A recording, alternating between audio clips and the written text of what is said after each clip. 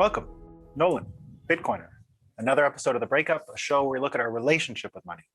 Today, we're going to cover pretty much every major story in the news. There's so much going on, but if you're a Bitcoiner, this is the show to watch. You don't have to see any of that crazy stuff out there. If you're not a Bitcoiner, this is the show to watch because we're going to help you get over all the worrying, troubling, terrible things that are in the news. Because that's what this show's about. It's about our relationship with money. It's not about trading dollars for Bitcoin. It's about trading one relationship with money for another. And today's show is all about one of the most important motivating factors, psychological factors, fear. We talked about it a couple days ago in terms of risk management systems. So how do we manage those fears? And we compared the Federal Reserve risk management system with Bitcoin's risk management system. But today we're going to come back to a little bit of first principles about it all. What are we afraid of? Like, what are we afraid of, right? What are Bitcoiners afraid of? Bitcoiners have fears. They really do. They might seem really chill, and they mostly are, but there's fears there. Everyone has fears. And there's a way to frame those fears that I find really useful. You can actually look in different languages. This is a really interesting trick. You can look in different languages, and the swear words they choose end up being indicative of their subconscious worries. It's a strange example, but I'll give a few typical examples in some languages, and you might see what I mean by it. So in the case of French, in France, right, all the swear words are, so warning if anyone's in the room swearing, there's going to be swearing here. This is a bit of academic swearing, but you're going to hear some swear words. So in France, the swearing, all the swear words are about being an inadequate lover, right, not being good at it. So if you drop milk in France, you'll say putain bordel de merde, which is like prostitute, brothel of shit. You'll say, a lot of words like that. In Quebec, on the other hand, another French place, they actually brought all of their Catholic ideas of the Catholic things they were afraid of and made those. You have to know a bit about Quebec history to understand this, but pioneers came to this world, they're all alone. The church held them together, did a lot of stuff, but it was very involved in their lives for a long, long time. And all the swear words translated are chalice, wafer, tabernacle. Like if you in Quebec drop milk, you say tabernacle, literally tabernacle, right? So a French person swearing with a Quebec person, it doesn't make any sense. You can start to see that in other languages as well. Korean, for example. I lived in Korea and speak enough Korean to swear and can understand the swear words when I hear a movie. The worst thing you can call someone in Korea to start a fight is a puppy, right? If you want to really get under someone's skin in Korea, you say, "Gasekia," you're a puppy. Now, in the Confucian mind, you're not only below a human, you're young, right? You're subhuman and then young. So that's where the swear word really comes from. You can be crazy. That's another swear word, babo, right? Crazy. They'll call people crazy. You go to England, all the swear words in England are Victorian principles of the body, really. They woke up to colonization and realized they might have the best guns, but they're the filthiest. They're the dirtiest pigs going compared to the people in Hong Kong and the people they were coming across in Japan. They didn't even know how to wipe their asses. It's pretty gross. But that was like a lesson for these, seafaring people. They're educated, could read and write and do some Pythagorean formulas, but the mysteries of toilet paper were far beyond them. So that generation of British people, super focused on hygiene. So that's why it's fuck, shit, all that stuff, right? All of it was like, I don't want to talk about that. So fuck, shit, and everything. America is a little bit unique. And you can start to see our fears, right? So Joe Rogan's the theme today, so we're calling it fear factor because we're going to get to Joe Rogan's story in a second, right? So it's fear factor. So what are the fears that we see in America, right? You could be called a loser, right? That's pretty bad. It's all around not being good enough, poor, right? That's the kind of stuff you'd say to someone in America to get under their skin. We've incorporated some of the English words and all that, but that's not really what's going to get someone to punch, to throw some fists. Loser is pretty bad, right? That is enough to get someone going, you fucking loser. So you can actually also see, it's not just the swear words, it's the preoccupation and what people are afraid of. And all the fears end up coming out in news stories. Communications work. I've always thought that Bitcoiners, in order to get, this is a side note, but in order to get some subversive work going on with the banks, we should talk to their communications departments, because the communications departments will tell you all the inner fears of the C-suite and the CEO level. I worked on a lot of events and heard from a lot of communications people, even in crypto. You know exactly what the leadership is worried about because of the messaging the communications people want to get. You can actually run a lot of pretty interesting spy work on that if you felt like a corporate espionage, but I didn't give you that idea. So the fears that are focused on generally will give you a good idea of what the preoccupations are, right? So in the case of America, now I hope these aren't controversial. I've tried to take some that I think you could take in a big enough bucket and throw every one of the fears under. But let's see, right? So we have a jobs report, right? This jobs report that came out, and you see American markets just embroiled in it, right? 500,000 jobs below expectations, shedding jobs everywhere. You know, poverty, being poor is pretty bad in America, and it's not what people want to do. The whole point of being an American seems like it's to not be poor, right? No one's coming to America to be poor, right? No one wants to be poor in America. That's kind of anti-American in some ways. You're here to work and make money. That's part of the American dream. Everyone born here, everyone, you know, involved in the American project experience, I don't think any of them want to be poor, right? So it's sort of something you don't want and is a fear. Jobs report really comes to that. And when you think of all the complexities of our fiat economy, the US dollar economy, you can actually get rid of all of those fears for a second, because the only one that really matters is jobs, right? Jobs is almost everything in the American system, right? If the jobs are good, I'm ready to ignore inflation. I'm ready to ignore a lot of things. If Americans are working and making money, it could be worse, right? So that's enough. But if the jobs are going away, sound the alarm, right? We don't want that in America. Another one is conflict, right? We don't really like conflict. No one likes conflict. America, you know, can definitely flex with the best of them. But if you see all the attention heaped on the Russia situation in Ukraine right now, right? No one is really, well, some people might be hoping for a conflict, but the average American liberal, Democrat, right wing, left wing, nobody wants a conflict deep down, right? I think that's sort of human nature, but it's nevertheless a fear Americans have. We've been through before. And I think most Americans would say we don't really want a big fight, right? Another one would be popularity, right? Popularity. So one of the things that I find really interesting about the Joe Rogan story and all the calls for censorship going on around it, it's not so much that they're saying censor. Like the White House yesterday literally admitted to trying to censor a podcast, right? They said it, Spotify has to do more. Unbelievable story, right? You see the White House saying to an independent podcaster and the platform that the podcaster is on that they have to do more to censor that person. Why is that, right? To me, what I see here is that it's because he's so popular. I think people know that if you even shut it down, the fans that are with him, the people that follow Joe Rogan, will move to any platform. The issue really is that the people who consume the information can't be stopped. The popularity piece is really the vexing point that people have with Joe Rogan. I'm mind reading a little, right? I've gone off a little bit here, but I think I'm on safe ground. I think if I say that the popularity of Joe Rogan is really what causes a problem, I think I'm safe enough to argue that with anyone who's calling for censorship. I think in the end, they would have to admit that the popularity, that they can't stop the fans from liking it. It's not so much what he says. I can come here and say all the words that he says.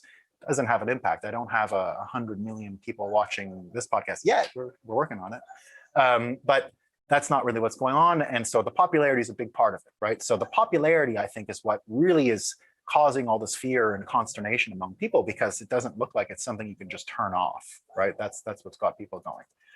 Now, I think you can take almost any story and filter it in here, right? It's poverty, it's conflict, it's popularity. These are sort of preoccupations in America. And when you say the word loser, right, and you start a fight, you're sort of, you know, coming into some of these fearful preoccupations, right?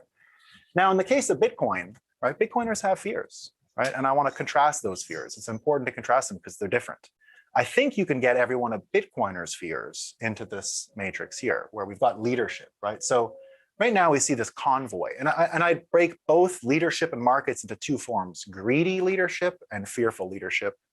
Greedy markets and fearful markets, right? They're both the same problem. So we're talking about leadership, right? So the convoy, that would be one of those fearful markets, right? They've collected a bunch of money. No one sort of agrees. Let's move on infrastructure and take the money. A lot of Bitcoiners live with this idea that the banks could easily collude because there's few of them. They've already created the communication channels with regulators, that they can push out competition. And that's something that Bitcoiners have to worry about, because there is this potential for collusion between banks, regulators, and the system that's designed around to sort of keep Bitcoiners out, right? So Bitcoiners are born with that preoccupation and fear. Market, right? So you see inflation, right? The wider inflation clearly affects Bitcoin today.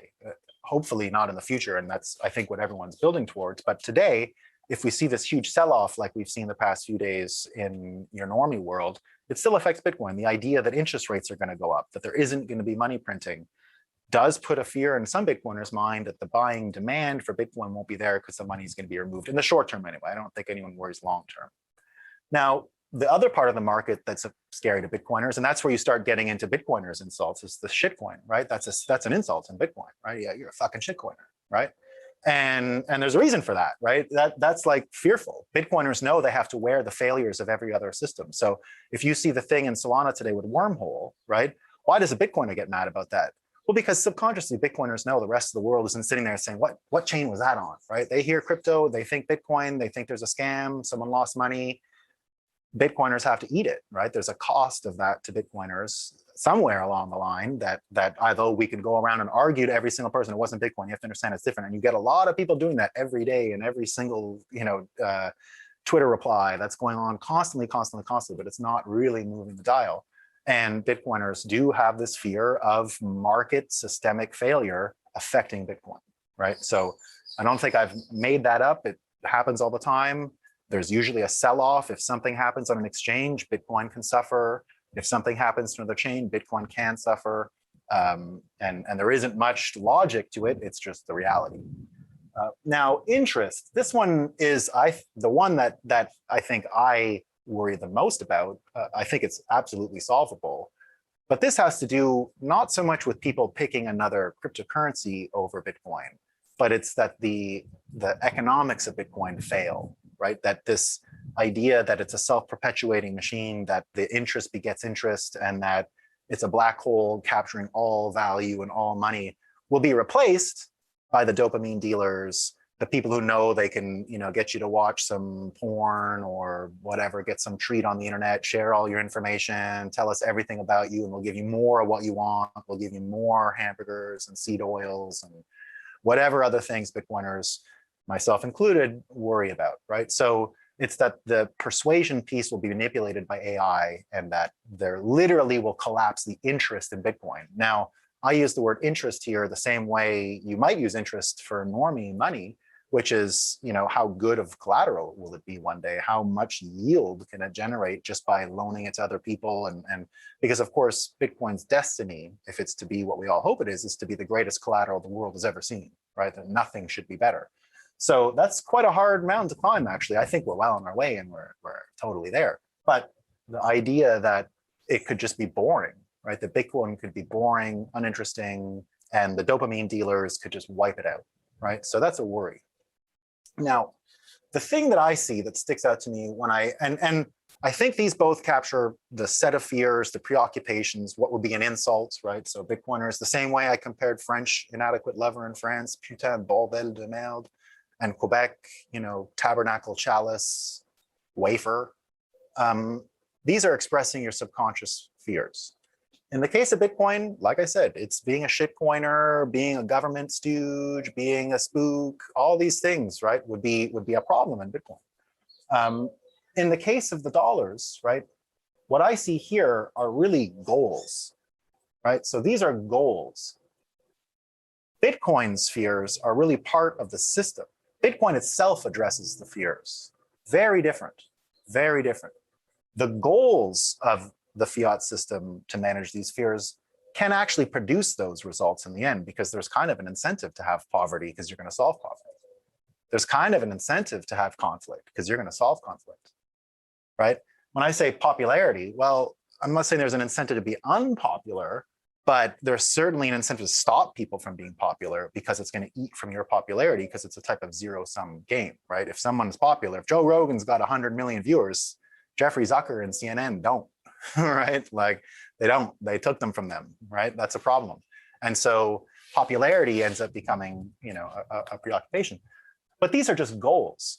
They don't have a system to address any one of these goals. They're just intentions, right? They want poverty solved as a system, right? But there's nothing in there that is going to solve poverty, nothing, right? They can print more money, they can create a program, They can hire some people, but as we know, those are not really systems. Those are just throwing things at the wall and hoping it works, right? It doesn't contain the problem. The thing that's interesting about Bitcoin is that the fears that are legitimate and the Bitcoiners have are actually solved by the system itself, right? So in the end, Bitcoin is the system to manage its own fears. The dollar kind of creates more fears, right? Because the goals of that system, the fears, are to alleviate and get rid of these problems. But those are just goals. The fears are really goals. And that doesn't get anyone anywhere, right? We can have a million goals. So what, right? Everyone wants a goal, but goals are for losers, right? Like the American losers, right? You just say you want to do something, you're not going to get there, right? And it's not even about discipline. It's about doing things day to day and staying on a course. In the case of Bitcoin, it is literally just stacking sats, hodling, working, staying humble, and all those other things. And in a sense, you're putting off the fears. You're saying to yourself, well, doesn't about Joe Biden. I don't care about these things, right? So when you see Bitcoiners maybe not worried so much about what's going on in the wider world, right? They're not so worried about poverty because they understand that if you have savings technology, poverty as a goal becomes automatically solved. I mean, it's easy, right? If you're worried about conflict and you want a system that has as its result systemically eliminating conflict, right? It looks like Bitcoin's a better system. Dollars do not systematically erase conflict. They perpetuate it, right? They perpetuate it. And that's the difference, right? It's a systems versus goal piece in the end. And that the fears that come about from fiat fear factors are only augmented by the system. They aren't solved by it at all. And Bitcoin as a system works on the fears that Bitcoiners have in perfect harmony, I think. So that's today's episode, right? What do we have to be afraid of? Joe Rogan getting kicked off? I'll still listen to Joe Rogan. I don't think it's going to be a problem. So there you go. That's today's episode.